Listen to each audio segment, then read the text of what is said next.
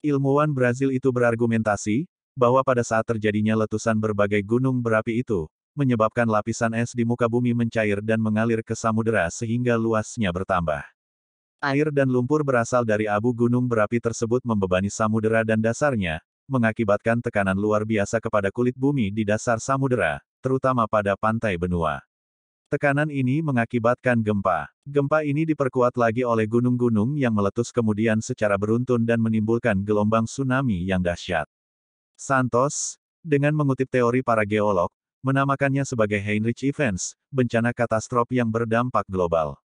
Priyatna mengatakan, namun, ada beberapa keadaan masa kini yang antara Plato dan Santos sependapat. Yakni pertama, bahwa lokasi benua yang tenggelam itu adalah Atlantis dan oleh Santos dipastikan sebagai wilayah Republik Indonesia. Kedua, jumlah atau panjangnya mata rantai gunung berapi di Indonesia. Di antaranya ialah Kerinci, Talang, Krakatoa, Malabar, Galunggung, Pangrango, Merapi, Merbabu, Semeru, Bromo, Agung, Rinjani. Sebagian dari gunung itu telah atau sedang aktif kembali. Ketiga, soal semburan lumpur akibat letusan gunung berapi yang abunya tercampur air laut menjadi lumpur. Endapan lumpur di laut ini kemudian meresap ke dalam tanah di daratan. Menurut Priyatna, bahwa Indonesia adalah wilayah yang dianggap sebagai ahli waris Atlantis, tentu harus membuat kita bersyukur. Membuat kita tidak rendah diri di dalam pergaulan internasional, sebab Atlantis pada masanya ialah pusat peradaban dunia. Namun sebagai wilayah yang rawan bencana, sebagaimana telah dialami oleh Atlantis itu, sudah saatnya kita belajar dari sejarah dan memanfaatkan perkembangan ilmu pengetahuan mutakhir untuk dapat mengatasinya. Sebagian arkeolog Amerika Serikat AS bahkan meyakini benua Atlantis dulunya adalah sebuah pulau besar bernama Sundaland, suatu wilayah yang kini ditempati Sumatera, Jawa dan Kalimantan. Sekitar 11.600 tahun silam, benua itu tenggelam diterjang banjir besar seiring berakhirnya zaman es. Para peneliti AS ini menyatakan bahwa Atlantis is Indonesia, kata Ketua Lembaga Ilmu Pengetahuan Indonesia, LIPI, Prof. Umar Anggarajeni, Jumat 17/6 di sela-sela rencana gelaran, International Symposium on the Dispersal of Austronesian and the Ethnogenesis of the People in Indonesia Archipelago, 28–30 Juni tahun 2005. Kata Umar, dalam 2 dekade terakhir memang diperoleh banyak temuan penting soal penyebaran dan asal-usul manusia. Salah satu temuan penting ini adalah hipotesa adanya sebuah pulau besar sekali di Laut Cina Selatan yang tenggelam setelah zaman es. Menurut Umar, salah satu pulau penting yang tersisa dari benua Atlantis, jika memang benar, adalah Pulau Natuna, Riau. Berdasarkan kajian biomolekuler, penduduk asli Natuna diketahui memiliki gen yang mirip dengan bangsa Austronesia tertua. Bangsa Austronesia diyakini memiliki tingkat kebudayaan tinggi, seperti bayangan tentang bangsa Atlantis yang disebut-sebut dalam mitos Plato. Ketika zaman es berakhir, yang ditandai tenggelamnya benua Atlantis, bangsa Austronesia menyebar ke berbagai penjuru. Mereka lalu menciptakan keragaman budaya dan bahasa pada masyarakat lokal yang disinggahinya dalam tempo cepat yakni pada 3.500 sampai 5.000 tahun lampau. Kini rumpun Austronesia menempati separuh muka bumi. Yang jelas, terang Harry, memang benar ada sebuah daratan besar yang dahulu kala bernama Sundaland. Luas daratan itu kira-kira 2 kali negara India. Benar, daratan itu hilang. Dan kini tinggal Sumatera, Jawa atau Kalimantan, terang Harry. Menurut Umar Anggarajeni, Austronesia sebagai rumpun bahasa merupakan sebuah fenomena besar dalam sejarah manusia. Rumpun ini memiliki sebaran yang paling luas, mencakup lebih dari 1.200 bahasa yang tersebar dari Madagaskar di barat hingga Pulau Paskah di timur. Bahasa tersebut kini dituturkan oleh lebih dari 300 juta orang. Salah satu teori, menurut Harry Truman, mengatakan penutur bahasa Austronesia berasal dari Sundaland yang tenggelam di akhir zaman es. Populasi yang sudah maju, Proto-Austronesia, menyebar hingga ke Asia daratan hingga ke Mesopotamia, mempengaruhi penduduk lokal dan mengembangkan peradaban. Peta penyebaran umat manusia pasca ledakan supervolcano Toba. 75.000 tahun yang lalu. Apa yang diungkap Prof. Dr. Umar Anggarajeni dan Harry Truman tentang sebaran dan pengaruh bahasa dan bangsa Austronesia ini dibenarkan oleh Prof. Dr. Abdul Hadi WM, budayawan dan sastrawan terkemuka Indonesia. Konsep Plato tentang sistem kepemimpinan masyarakat dan siapa yang berhak memimpin bangsa, bukanlah berdasarkan sistem demokrasi formal prosedural yang liberal ala demokrasi Barat Amerika saat ini. Secara sederhana konsep kepemimpinan Platonis adalah king philosopher, atau philosopher king. Konsep ini Plato dapatkan dari kisah tentang sistem pemerintahan dan negara Atlantis. Menurut penelitian Aristo Santos, para pendeta rohaniwan Mesir kuno ini mewarisi informasi tentang Atlantis ini dari para leluhurnya yang berasal dari Hindustan India yang merupakan peradaban Atlantis kedua dari peradaban bangsa Atlantis pertama di Sunda Land, Lemuria, atau Nusantara. Aristo Santos juga menemukan banyak informasi-informasi yang mengarahkan kesimpulannya dari artefak-artefak dan situs bersejarah di Mesir. Aristo Santos juga menemukan bahwa cerita tentang Atlantis terkait dengan kisah para dewa dalam mitologi Yunani dan perikedupan manusia pertama, keluarganya dan masyarakat keturunannya. Cerita ini ada kemiripan dengan kisah Zeus dalam mitologi dan legenda Yunani, juga dengan kisah dalam kitab suci Hindu Rig Veda, Puranas. All nations of all times believe in the existence of a primordial paradise where man originated and developed the first civilization ever. This story, real and true, is told in the Bible and in Hindu holy books such as the Rig Veda, the Puranas and many others.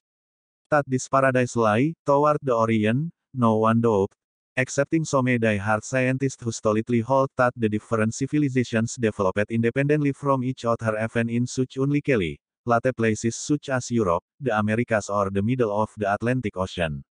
This, despite the very considerably contrary evidence that has developed from essentially all fields of the human sciences, particularly the anthropological honest.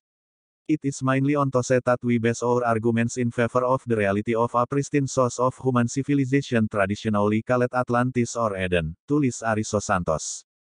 Berbeda halnya dengan di India di mana sekte-sekte itu berdiri sendiri dan sulit terjadinya perluluhan antara sekte yang satu dengan sekte yang lain, bahkan bertentangan antar sekte banyak sekali lambang atau simbol dalam keagamaan merupakan sarana pengikat keyakinan umatnya untuk lebih mendekatkan hati dan perasaannya kepada cita-cita hidup keagamaan, disebut juga niyasa atau murti puja.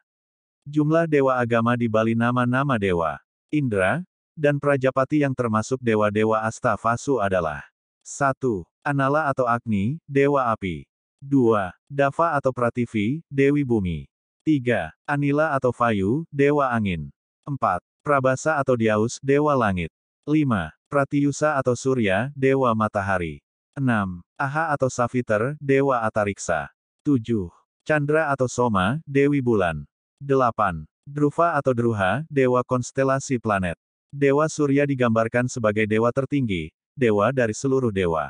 Surya merupakan sumber dan pendukung kehidupan yang memberikan sinar yang terang dan kegembiraan, melenyapkan kegelapan malam dari kebodohan, menurunkan pengetahuan kepada setiap makhluk dan memberikan cahaya kepada planet-planet di alam raya. Ini bukti mantra yang mendukung bahwa Dewa Surya sebagai dewa tertinggi.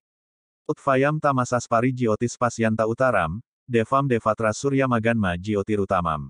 Artinya, lihatlah menjulang tinggi di angkasa, cahaya yang terang benderang mengatasi kegelapan telah datang. Ia adalah Dewa Surya, dewa dari seluruh dewata, cahayanya yang terang itu betapa indahnya.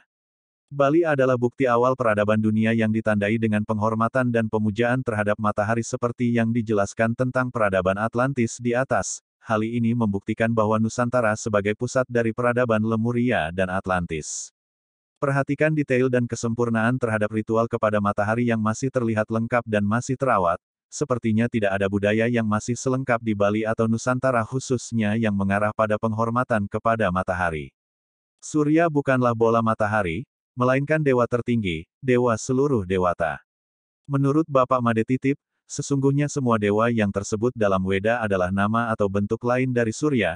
Dewa tertinggi, pada dasarnya adalah Surya yang memancarkan cahayanya sendiri, dan Dewi adalah aspek feminim dari dewata. Dewi pada dasarnya mengandung makna fajar di pagi hari, Saviter. Lebih lengkapnya Hyang Surya Raditya.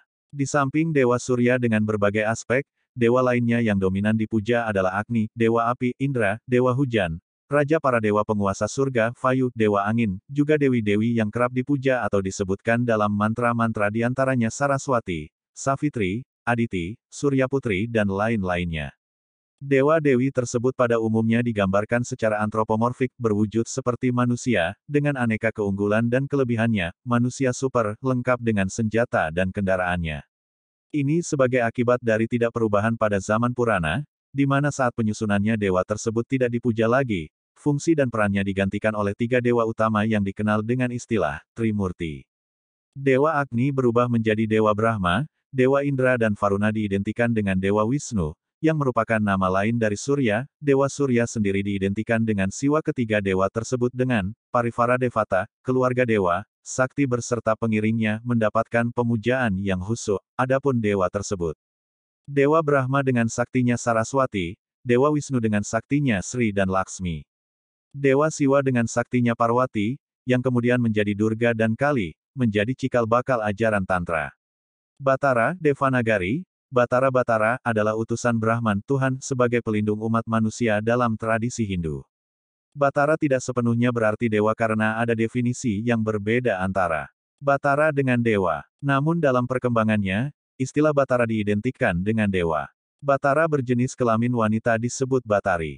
Di Bali para dewa dan dewi juga sering disebut dengan Batara dan Batari. Istilah dewa yang berarti sinar, kurang akrab di hati masyarakat Bali. Berlainan halnya dengan Batara. Batara dan Batari adalah sosok yang saguna, sekala, tampak, berupa dewa atau dewi menjelma ke dunia berwujud manusia. Batara merupakan sosok lambang maskulin, kejantanan, pria, laki-laki, lambing keperkasaan. Batari adalah sosok simbol feminisme, kebetinaan, perempuan, wanita, simbol keibuan. Tugas penjelmaannya ini adalah untuk melindungi umat manusia dari kehancuran. Dalam tradisi Jawa umumnya, dan pada tradisi pewayangan khususnya, istilah Batara dipakai untuk merujuk kepada dewa. Dalam tradisi agama Dharma di Bali, istilah Batara diucapkan Betare, Betare, dan disamakan atau bahkan diidentikan dengan dewa, karena sama-sama berfungsi sebagai pelindung, contohnya, Batara Wisnu, Batara Brahma, Batara Kala, dan sebagainya dalam filsafat Hindu Advaita Vedanta, dewa merupakan sinar suci atau manifestasi dari Brahman, atau Tuhan yang dipuja berdasarkan fungsi tertentu. Dalam hal tersebut, para dewa berbeda Betara atau Batara. Aricio Nunes dos Santos tahun 1937 sampai tahun 2005 adalah seorang insinyur yang berkualifikasi dengan banyak paten terhadap kreditnya. Ia adalah seorang profesor teknik nuklir di Universitas Federal Minas Gerais di Brasil, dan juga bekerja sebagai ahli geologi dan iklim. Ia juga seorang ahli bahasa amatir yang antara lain telah menguasai bahasa Yunani dan Sanskerta. Santos telah menulis beragam buku mengenai antara lain simbolisme, alchemy, Holy Grail dan perbandingan mitologi dan agama. Studinya membuatnya menyimpulkan bahwa Atlantis dan Eden di Alkitab adalah sama dan lebih kontroversial lagi bahwa hal itu berada di wilayah Samudera Hindia dan Laut Tiongkok Selatan. Profesor Santos mengklaim bahwa lokasi yang benar bagi Atlantis adalah berada di daerah Samudera Hindia dan Laut Tiongkok Selatan. Tidak ada yang lainnya kecuali pulau-pulau di Indonesia. Masa Pleistosen juga disebut era Antropozoik atau era Kuarter ataupun juga zaman es. Selama Pleistosen dan, lebih tepatnya, selama episode glasial yang terjadi pada interval sekitar 20.000 tahun, permukaan laut pada waktu itu adalah sekitar 100-150 meter di bawah yang sekarang. Dengan keadaan ini, dataran pantai yang luas, yang disebut dengan landas kontinen, dengan lebar sekitar 200 km, menjadi terbuka, membentuk daratan yang saling menghubungkan banyak pulau dan wilayah. Dengan demikian, dapat kita lihat bahwa hal itu persis seperti yang ditegaskan oleh Plato dalam wacananya mengenai Atlantis, yang terdapat dalam Kritias. India adalah salah satu koloni terdekat Atlantis di antara yang lainnya dan bahwa kitab suci yang dikenal dengan Weda serta agama Hindu adalah diturunkan dari dan di Atlantis. Banyak upacara keagamaan lainnya seperti baptisan yang merupakan bagian dari 7 sakramen Kristen adalah kenangan Atlantis yang binasa di bawah laut. Samudera Hindia adalah Samudera Atlantis yang sebenarnya. Gagasan tentang Gunung Suci, seperti ibu kota Atlantis, mengarah kepada Atlantis sebagai sumbernya. Plato menyatakan bahwa Atlantis menghasilkan 2 kali panen dalam setahun dan beriklim tropis, yang cocok dengan iklim di Indonesia. Diketahui bahwa pertanian dimulai di timur jauh dalam 10.000 tahun yang lalu, yang membuktikan perihal jumlah makanan yang dibutuhkan untuk mempertahankan peradaban yang cukup besar dan untuk menciptakan tentara yang jumlahnya sesuai dengan deskripsi Plato. Pilar Hercules, pilar di Eropa, Selat Gibraltar, awalnya disebut Calpe dan Habila, dan bahwa pilar asli yang sebenarnya adalah Selat Sunda. Atlantis adalah berada di tengah laut, sehingga terdapat korelasi dalam hal keberadaan benua. Jawa, Sumatera dan Semenanjung Malaya terletak di antara dan yang memisahkan Samudera Pasifik dan Samudera Hindia. Setelah penelitian yang komprehensif, penulis mengungkapkan teori baru yang menghipotesiskan bahwa pulau dan kota Atlantis yang hilang terletak di Laut Jawa. Dalam pemahaman Israel kuno, secara eksplisit bahwa kelimpahan emas dan batu mulia yang merupakan gambaran raja-raja Mesir kuno menunjukkan dari mana mereka dilahirkan. Hal ini juga sesuai untuk Kus, yang diidentifikasi kemudian di dalam Kejadian sebagai salah satu nenek moyang bangsa Mesir, sehingga diyakini bahwa Sungai Gihon adalah Sungai Nil. Namun, apabila sungai-sungai tersebut adalah Pison dan Gihon, dua dari 4 sungai yang mengalir keluar dari Taman Eden, keduanya tidak sesuai dengan sumber hulu Sungai Efrat atau Tigris, yaitu di Turki. Daerah aliran Sungai Tigris, Efrat dan Nil dipisahkan sejauh ratusan mil, dan sungai-sungai ini bersumber dari pegunungan yang sama sekali berbeda. Di Asia Tenggara, bahwa manusia setelah beremigrasi dari sabana setengah gersang di Afrika, pertama kali menemukan kondisi iklim yang ideal untuk kehidupan, dan di sanalah mereka menciptakan pertanian dan peradaban. Es yang mencair ini mengalir ke laut sehingga mengakibatkan kenaikan muka air laut yang diperkirakan sekitar 100–150 meter, Dos Santos, dalam Atlantis, benua yang hilang akhirnya ditemukan, 2005. Setelah zaman es berakhir, terjadi kenaikan air laut yang menenggelamkan sebuah landas kontinen luas di Asia Tenggara selamanya, yaitu Sundalandia, dan menyebabkan penyebaran populasi yang membuahkan budaya Neolitik Cina, India, Mesopotamia, Mesir dan Mediterania Timur, dan menciptakan peradaban mereka yang pertama. Cerita rakyat yang unik dan sama secara universal yang terdapat pula di hampir setiap daerah di Timur Tengah dan merupakan pola dasar mitologi Eropa, termasuk banjir, dapat ditemukan di Kepulauan Indonesia dan Pasifik Barat Daya.